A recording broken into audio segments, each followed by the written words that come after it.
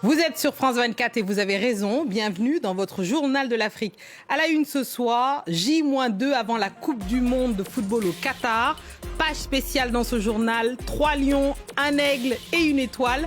Quelles sont les chances des équipes du Sénégal, du Cameroun, du Maroc, Tunisie et du Ghana dans cette compétition? Vous saurez tout grâce à notre chroniqueur sport, Elom Toblé. Va-t-on vers un tournant dans la guerre qui oppose le gouvernement congolais aux rebelles du M23? Pour la première fois, le président rwandais a accepté de demander un cessez-le-feu aux rebelles qui terrorisent l'Est de la RDC depuis une dizaine d'années. Les explications à suivre dans ce journal. Nous irons sur l'île de Djerba en Tunisie. À la veille du 18e sommet de la francophonie, près de 60 chefs d'État sont attendus. Entretien exclusif avec la secrétaire générale de l'organisation, extrait à suivre. On ouvre ce journal, une fois n'est pas coutume, par le sport, à 2 jours de l'ouverture de la Coupe du Monde de football au Qatar. Ce dimanche, 32 équipes vont s'affronter pendant un mois, parmi lesquelles 5 équipes africaines. Quelles sont leurs chances? Justement, nous avons la chance d'avoir Elom Toblé, notre chroniqueur sport. Merci Elom d'être là. Bonsoir Fatimata. Alors, vous allez nous parler des équipes africaines qualifiées, mais on commence évidemment par cette déception pour tout un pays. Les Lions de la Teranga qui joueront sans Sadio Mané. Sadio Mané n'y sera pas malheureusement. C'est un crève-cœur pour tous les Sénégalais. Malgré toutes leurs prières, finalement, Sadio Mané ne sera pas à ce mondial. On écoute d'ailleurs leurs réactions aujourd'hui à Dakar, envoyées par nos correspondants sur place. Franchement, j'ai plus envie de regarder. Billahi. Parce que c'était Sadio Mané. Mais si c'est pas moi seulement qui a cette envie, parce que hier même avec mes amis, on en a parlé, mais il y en a certains qui avaient acheté la télé, ils ont revendu leur télé, parce qu'il n'y a plus de Sadio sur le terrain. On a eu un sentiment de désolation, un sentiment de tristesse en apprenant que Sadio Mané serait définitivement forfait pour la Coupe du Monde. Nous savons que c'est quelqu'un qui s'y préparait, qui vraiment voulait jouer cette Coupe du Monde, qui peut-être sera sa dernière, parce qu'il commence à prendre de l'âge. Donc on l'a appris avec beaucoup de tristesse. Une équipe du Sénégal sans Sadio Mané, c'est vrai que c'est comme du repas sans sel. Sans Sadio Mané, l'équipe a quand même d'autres bons joueurs. J'ai espoir qu'elle fera mieux qu'en 2002, où l'équipe avait fait un bon parcours. Je pense que les Lions iront même en finale. Alors Sadio ne sera pas là, mais les autres y seront. Alors dites-nous, que réserve le programme justement aux équipes africaines? On va commencer par le Sénégal de Sadio Mané, du coup. Sans Sadio Mané, c'est très difficile, vous pouvez voir. Donc, le Sénégal est dans le groupe du pays organisateur qui est le Qatar. Il y a donc le Qatar, l'Équateur et les Pays-Bas au programme pour les Sénégalais, qui ouvrent d'ailleurs le bal pour les équipes africaines, puisque ce lundi, le Sénégal affrontera les Pays-Bas. Ce match est déjà décisif pour le Sénégal, parce qu'en l'absence de Sadio Mané, il va falloir engranger des points dès les premiers matchs et dès ce match face aux Pays-Bas. Ensuite, sur le papier, le Sénégal devrait battre l'Équateur et aussi le Qatar, mais ce n'est jamais facile de jouer face aux pays organisateurs. Mais surtout, le problème pour le Sénégal, c'est en fait, imaginez le Brésil jouer sans Neymar. La France sans Mbappé. C'est exactement le même problème qu'a Aliou Cissé aujourd'hui. En gros, on construit une équipe autour de telles stars. Et Sadio Mané est arrivé 2e au Ballon d'Or, donc c'est l'une des plus grandes stars du monde du football, et c'est normal de construire son équipe autour de Sadio Mané. Oui. Ce genre de joueurs, ce sont des joueurs exceptionnels. Donc Aliou Cissé se retrouve du jour au lendemain sans sa star, il va devoir repenser tout un groupe. Oui. Après, la force d'Aliou Cissé, c'est qu'il a réussi à construire un groupe plutôt uni, tirer un peu la quintessence de chaque individualité, et il va falloir encore plus que le Sénégal joue en fait en équipe pour combler le vide laissé par Mané. Alors, quelles sont les meilleures chances de qualification pour les équipes africaines ? Alors, j'ai envie de dire que cette année, les équipes africaines ne sont pas du tout gâtées, parce que si on regarde les différents groupes, peut-être le Sénégal peut sortir de sa phase de groupe. Mais ensuite, quand on voit par exemple la Tunisie qui va affronter la France, l'Australie et le Danemark, déjà ça paraît un petit peu plus compliqué. Pire encore, quand on voit le groupe du Cameroun qui a le Brésil, la Serbie et la Suisse. Alors, les Ghanéens sont les plus mal lotis parce qu'il y a le Portugal, il y a l'Uruguay et la Corée du Sud. On se demande comment le Ghana va réussir à sortir de cette poule. Le Maroc, lui, devra affronter la Belgique, le Canada et la Croatie. Donc, ça a l'air très mal embarqué sur le papier. Mais alors, est-ce que pour une fois, une équipe sénégalaise, est-ce qu'une équipe sénégalaise peut se retrouver en demi-finale ? c'est tout le mal qu'on espère pour le Sénégal et même pour toutes les équipes africaines finalement qui sont présentes à ce tournoi. Parce que peut-être que l'absence de Mané, c'est ce que tout le monde espère, va faire que tous les joueurs vont se sublimer et où peut-être d'autres joueurs vont se révéler. On passe par exemple pour le Sénégal à quelqu'un comme Ismaïla Sarr qui, depuis qu'il a éclaté au plus haut niveau, on attend beaucoup de lui. On se souvient déjà qu'à la CAN, Aliou Cissé est parti avec lui blessé, et même s'il a pu commencer à jouer qu'en demi-finale. Donc, est-ce qu'il va se sublimer pour porter le Sénégal? Est-ce que d'autres joueurs vont se révéler? C'est ce qu'on espère. Mais ça paraît compliqué sur le papier. On suivra ça évidemment et avec vous, entre autres, sur les antennes de France 24. Merci beaucoup, Elom Toblé, d'être venu pour nous parler des chances des équipes africaines au mondial de football qui s'ouvre ce dimanche au Qatar. Et alors, l'autre actualité de la soirée, c'est le président rwandais Paul Kagame qui a accepté de demander aux rebelles du M23 de cesser les tirs et de se retirer des territoires conquis de l'Est du Congo. Déclaration faite à l'ancien président du Kenya où on retrouve notre correspondant Bastien Renaud.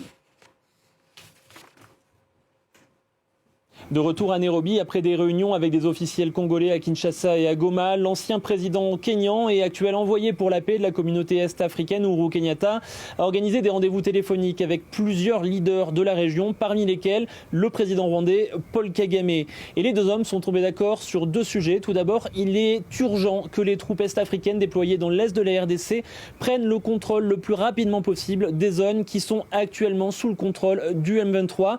Il est important qu'elles y apportent la paix, la stabilité et la sécurité pour les populations civiles.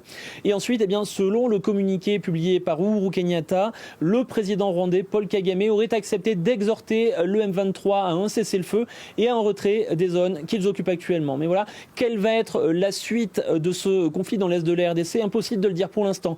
J'étais il y a de cela 2 jours avec les troupes kenyanes qui sont en train d'être déployées dans l'est de la RDC et leur chef était clair. L'objectif premier n'est pas de combattre, n'est pas d'affronter le M23. Ils sont plutôt là pour aider à la démobilisation des combattants. Donc impossible de dire s'ils pourront reprendre ces zones actuellement contrôlées par le M23 et s'ils accepteront de combattre le cas échéant. Ensuite, comment les tensions vont-elles pouvoir diminuer dans cette région? Elles sont extrêmement fortes, vous le savez. Le président congolais, Félix Tshisekedi, accuse son homologue rwandais de soutenir et d'armer le M23. Les tensions sont très fortes entre les deux pays qui doivent se retrouver la semaine prochaine pour le sommet de Luanda 2. Alors, nul doute que ce communiqué est d'une très grande importance puisque les officiels congolais et rwandais doivent négocier pour permettre d'apporter une paix durable dans l'est de la RDC. Le 18e sommet de la francophonie s'ouvre demain sur l'île de Djerba en Tunisie. L'événement réunira une trentaine de chefs d'État et de membres de l'OIF et il marquera entre autres le début de la présidence tunisienne de l'organisation. France 24 et RFI ont interviewé la secrétaire générale de l'organisation, Louise Mouchiki-Ouabo. Notre envoyé spécial, Marc Perelman, revient sur cet entretien. Le 18e sommet de la francophonie s'ouvre ici à Djerba en Tunisie. Sa secrétaire générale, Louise Mouchiki-Ouabo, se dit inquiète de la prolifération des coups d'État dans l'Afrique francophone. Elle s'exprimait à l'antenne de France 24 et de RFI. D'abord, c'est une situation qui me désole, moi, en tant que secrétaire générale de la francophonie, parce que ce sont nos pays membres.